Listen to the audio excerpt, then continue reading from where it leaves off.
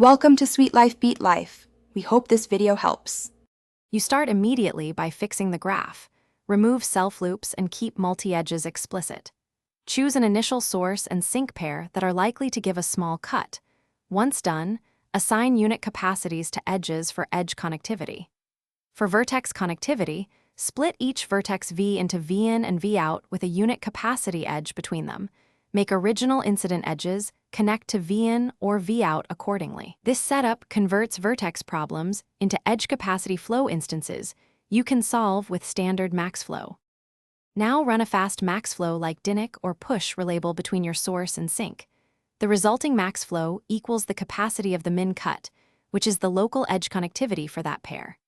For vertex connectivity, remember you already converted vertices. Run the same flow on the transformed graph and interpret cuts across split vertices. Once you have one cut value, choose new pairs guided by small cut candidates and repeat until no smaller cut appears, keeping track of the global minimum. Finish by taking the smallest min cut value you found. That is the graph's edge connectivity. For vertex connectivity, the smallest cut across any split vertex pair gives the result after undoing the split interpretation. Make sure to verify by testing whether removing that many edges or vertices disconnects the graph as expected. Troubleshooting tip: if results disagree or runtime is high, switch to global min-cut algorithms, Stower-Wagner for edges, or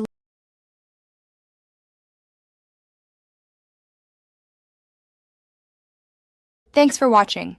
Consider subscribing if we helped you.